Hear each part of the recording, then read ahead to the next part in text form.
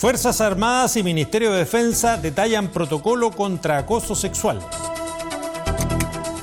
Exponen observaciones a proyectos sobre reforma previsional. Comisión VIH entregaría su informe en julio. Comisión Investigadora de Pensiones aprueba sus conclusiones.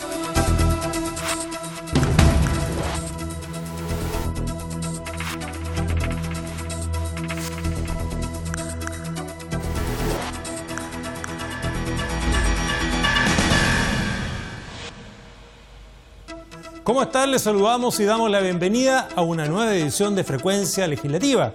Nos reunimos como es habitual en este horario para revisar parte de las informaciones más importantes ocurridas aquí en la Cámara de Diputados. Y entrando de inmediato en materia, les contamos que las Fuerzas Armadas informaron ante la Comisión de Defensa del nuevo protocolo de acción para enfrentar las denuncias por acoso sexual y laboral. Más detalles con la periodista Gabriela Núñez. El pasado 12 de marzo las Fuerzas Armadas firmaron en conjunto un protocolo de acción para hacer frente a las denuncias de acoso sexual y laboral.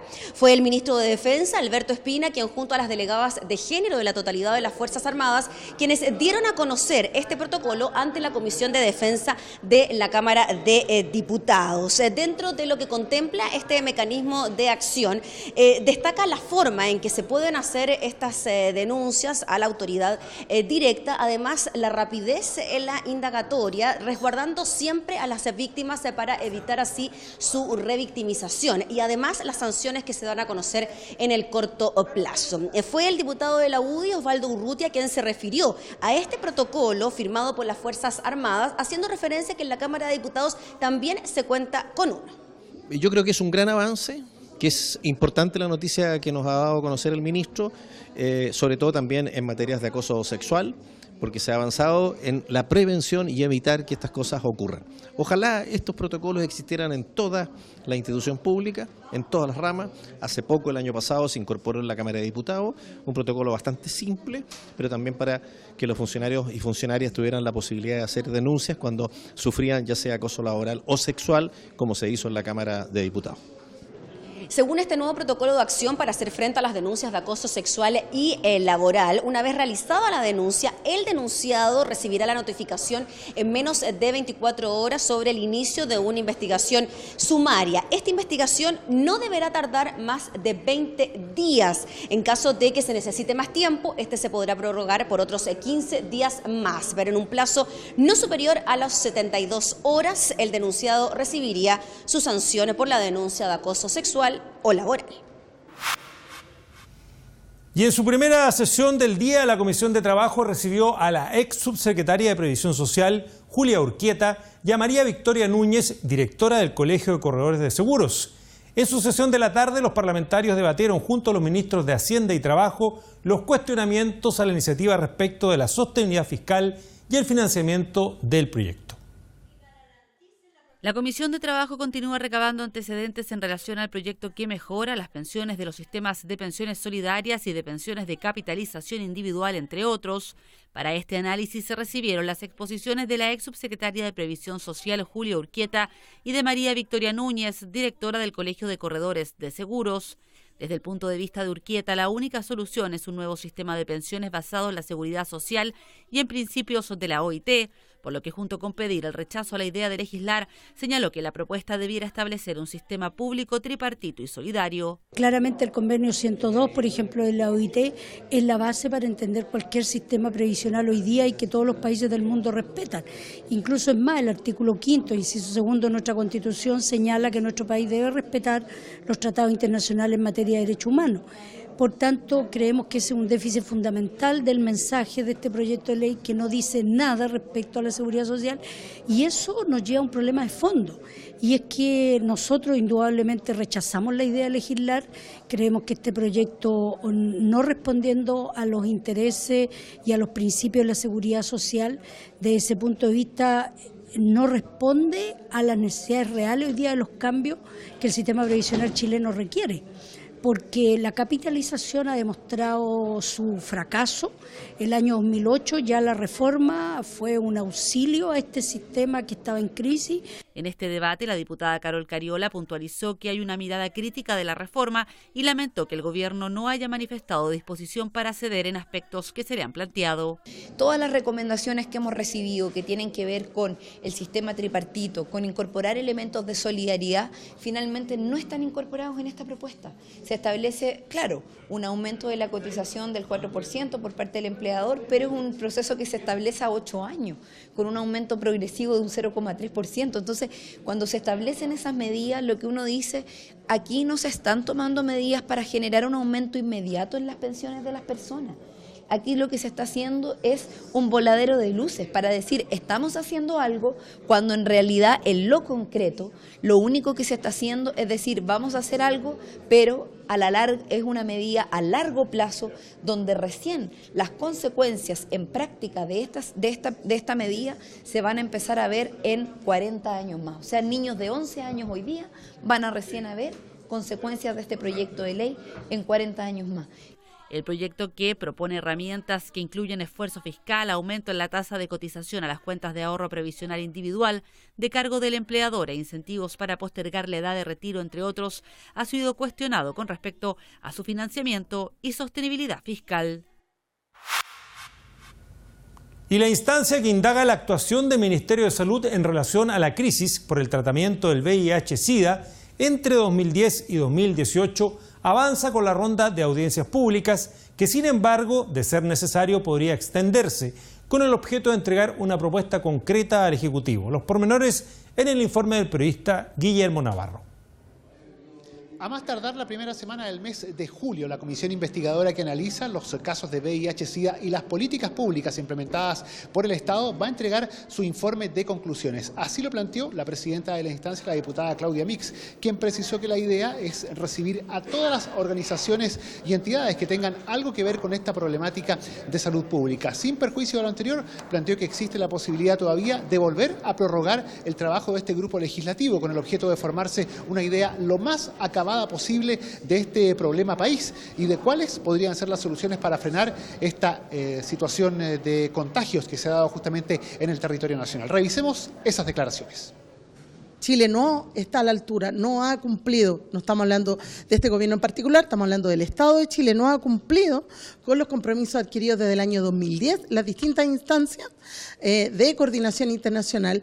Por tanto, hoy día estamos recién implementando aquellos acuerdos que datan del año 2012. Estamos 7 años atrasados en la implementación de tratamiento, detección de pacientes, etcétera. Claramente nos caben más dudas, a pesar de lo coincidente que es de la información, respecto del real objetivo que ha ido tomando, del real compromiso que han ido teniendo los distintos ministerios de salud para de verdad hacerse cargo de este problema. ¿No será que tienen miedo de tener tanta explosión de pacientes y no estar en condiciones de atenderles, por ejemplo? Consignemos que, si bien es cierto, todavía falta que algunas organizaciones sociales entreguen su testimonio ante esta instancia, los planteamientos han sido prácticamente uniformes, muchas coincidencias en las distintas jornadas de audiencias públicas de esta comisión investigadora. Así lo planteó la diputada Erika Olivera, quien pasó a detallar justamente parte de lo que se puede ya concluir en el trabajo de este grupo legislativo.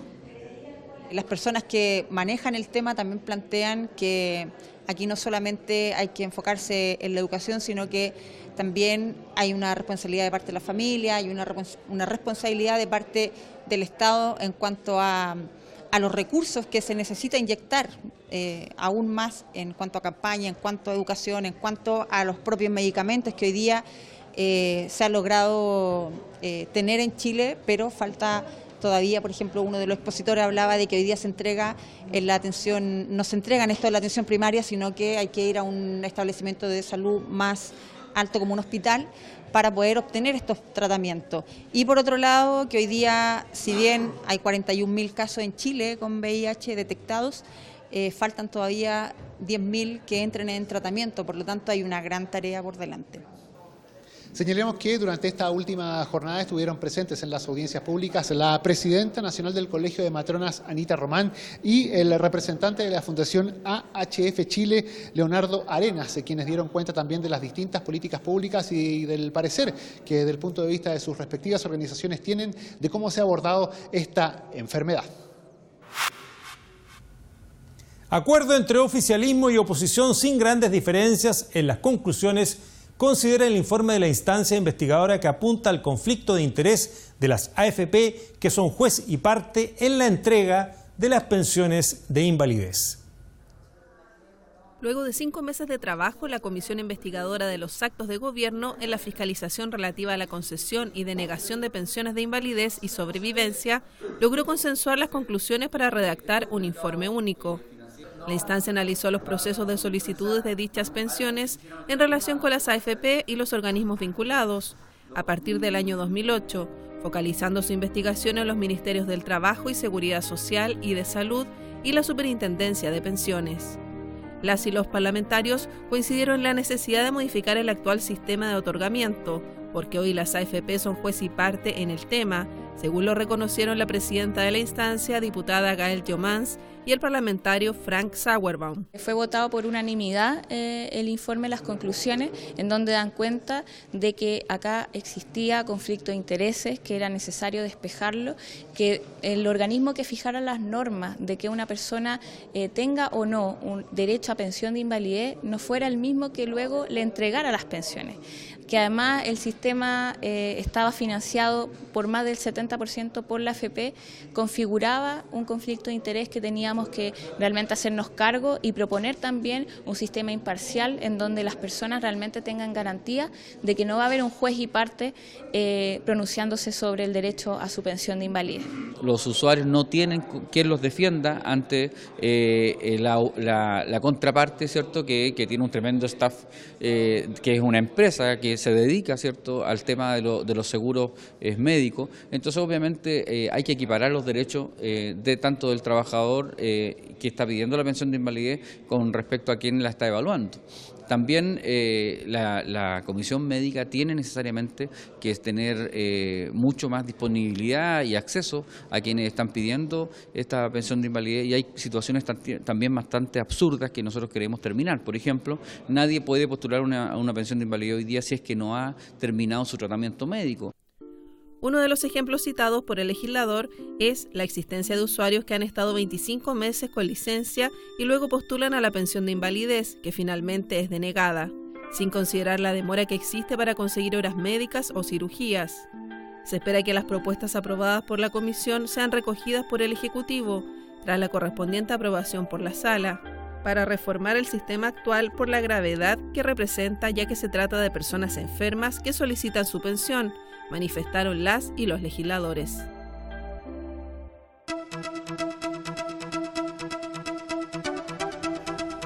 Y seguimos adelante con esta revisión noticiosa para dar paso al intenso trabajo en comisiones programado para este martes 7 de mayo aquí en Valparaíso. Los invito a conocer más detalles de algunos de los principales temas que se analizarán, tomando contacto de inmediato con la periodista Carolina Collao. ¿Qué tal, Alex? La primera comisión citada para este martes es la que investiga la entrega de pensiones de invalidez y que tiene por objetivo comenzar a analizar sus conclusiones. Representantes de la Federación Nacional de Cooperativas Eléctricas y de la Superintendencia de Electricidad y Combustibles participarán en la Comisión de Minería, que analizará el proyecto que pretende perfeccionar el proceso tarifario de la distribución eléctrica. En el primer punto de la tabla de la Comisión de Gobierno Interior figura el proyecto que establece un procedimiento administrativo para documentos electrónicos. Luego continuarán analizando la agenda de descentralización. 5 exministros de Relaciones Exteriores fueron invitados a la comisión del ramo con el objetivo de conocer su opinión respecto de la denuncia por razones de Estado del Tratado Constitutivo de la Unión de Naciones Suramericanas, UNASUR. También se espera contar con el actual canciller Roberto Ampuero. El ministro de Hacienda y el director de Presupuestos están invitados a la Comisión de Educación para entregar antecedentes sobre el proyecto que establece un sistema de subvenciones para los niveles medios de la educación parvularia. Tras las exposiciones se procederá a votar en general la propuesta. Con diversas audiencias, la Comisión de Trabajo continuará analizando la moción que propone la reducción de la jornada laboral a 40 horas y el mensaje del gobierno que modifica el sistema de pensiones. Y la Comisión de Defensa comenzará la votación en particular del proyecto que moderniza la carrera profesional para las Fuerzas Armadas. Alex. Gracias, Carolina, y con este adelanto del trabajo legislativo de parte de las comisiones que componen nuestra Cámara de Diputados, ponemos término a Frecuencia Legislativa, agradeciendo su compañía y atención. Les recordamos que estas y otras informaciones están disponibles a través del www.cámara.cl en nuestros diversos formatos audiovisuales. Sigan en compañía de Cámara de Diputados Televisión. Muchas gracias.